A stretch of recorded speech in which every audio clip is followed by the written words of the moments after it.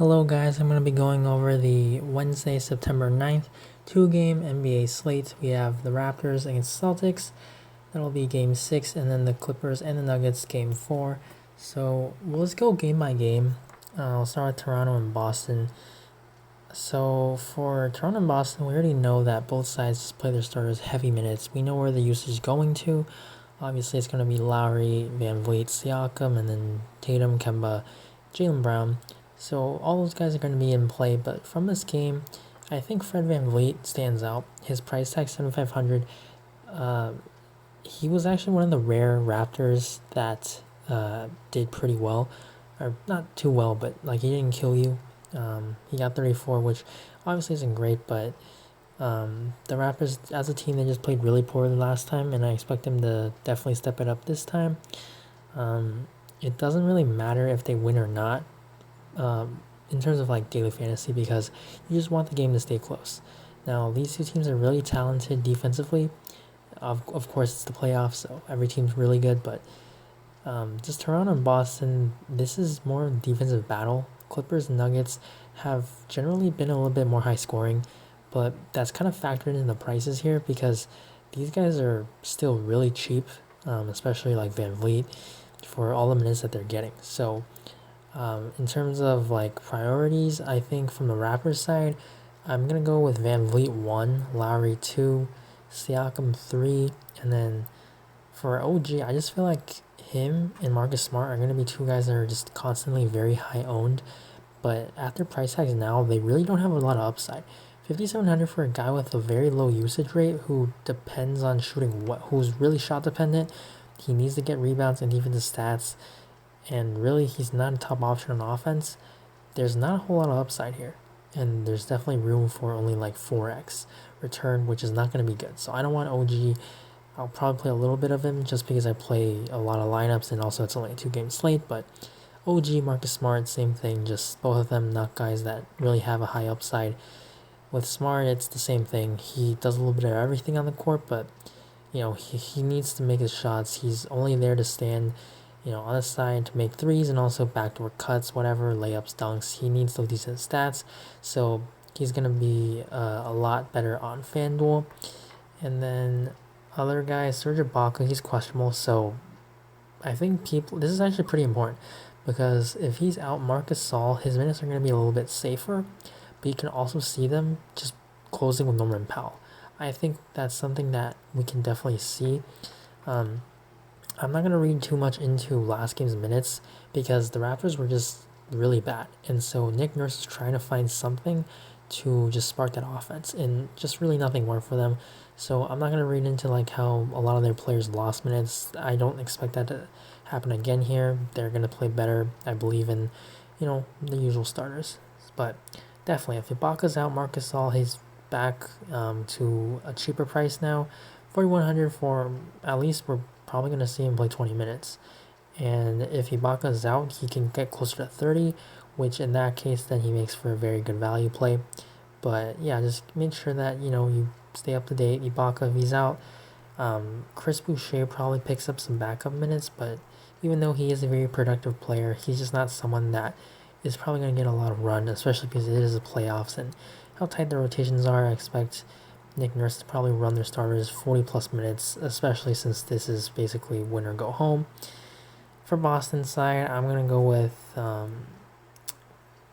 will say Kemba 1, and then Jaylen will be 2. Tice is pretty intriguing, and then Tatum obviously. But Wanamaker, I'd just rather go with other guys. Like, yeah, he had a good game, but that was also a product of just because of how bad Toronto was. And we know Wanamaker's just someone that can totally play like no minutes. And we saw him play 28 minutes twice now, but if people are going to start chasing this because he had a good shooting game and because he was playing so well, he got the minutes, I don't want him. I'd rather go with like Pat Beverly, Monte Morris, or Norman Powell. Norman Powell is someone that I really like. He's 3,900. If Ibaka is out, obviously it's a big boost. But even if he's in, Nick Nurse has talked about this already, how they want Powell to just be more aggressive. They want to get him going offensively. And last game, I'm not expecting him to play 31 minutes again. But still, like, if he's shooting a little bit better, and he's not someone that's supposed to just do this horribly with the peripherals, I really like Norman Powell, and now he's only 3,900. And then Robert Williams, 3,700. His minutes, it's kind of because of how well the other bench players did, like Wanamaker. They just didn't really need this like spark off the bench with Williams. Timler's just a guy that isn't like a solid offensive option. He's more like just someone that he's going to play good defense, part of just what Boston does, and he's an energy guy. Like, they use him in short spurts. He can definitely, make some energy plays, get some blocks, dunks, alley-oop finishes like that. So really, yeah, from the first game, I really like Van Vliet, Lowry, Siakam, Kemba, Norman Powell, Gasol, Ibaka's out, just because how heavy these minutes are going to be for these guys. For the Clippers and Nuggets, same thing. We know it's Jokic and Jamal, and then Kawhi, PG, Lou. If you're building multiple lineups, make sure you have a group set of max 2 of Kawhi, George, and Lou, because usually Lou Williams will be that guy if one of them are off. They have a bad game, Lou Williams usually picks the slack. And then other guys that you just need to make sure, Michael Porter Jr., he played really well last game, but I don't expect him to take 17 shots. I don't expect him to get a double-double, and he's not going to get 3 steals again. So, yes, he played really well last time, but with these playoffs, you know that people are going to go and chase that.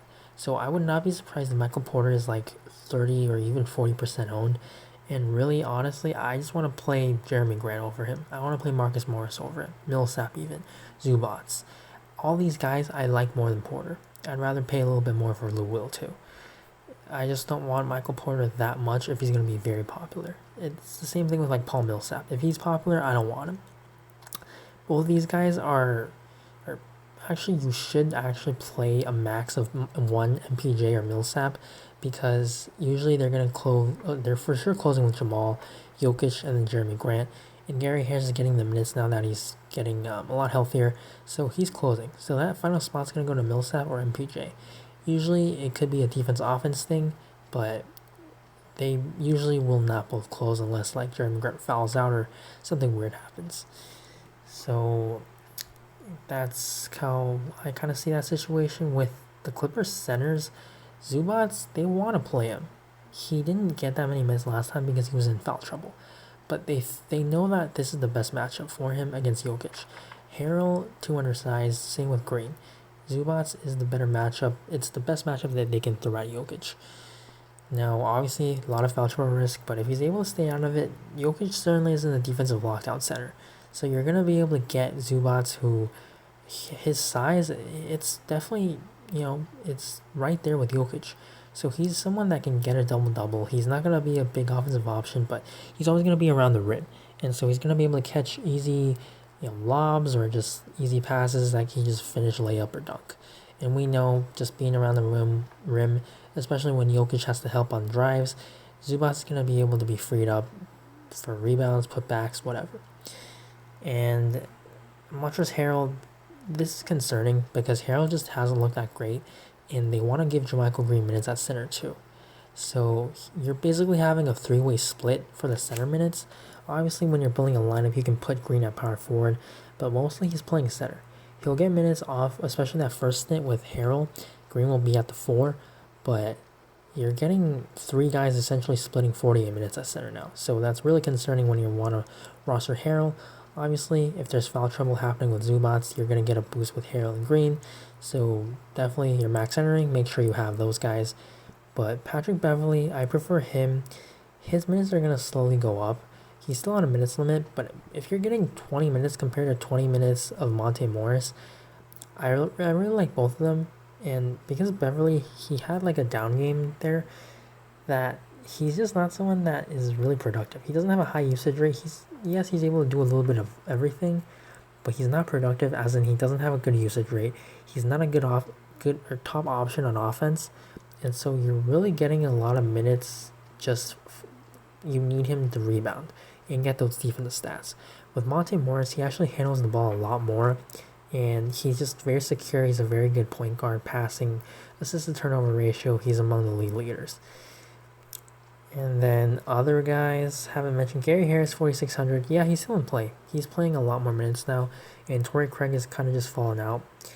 But Harris, he's someone also that is just very low with the usage rate, but he's definitely cheap. He's not that cheap anymore, so he's not someone that I'm gonna have like 40% of or anything. But he's in play. I just rather go to like Zubats, Millsap, and Morris, just guys that are going to be a little bit more productive.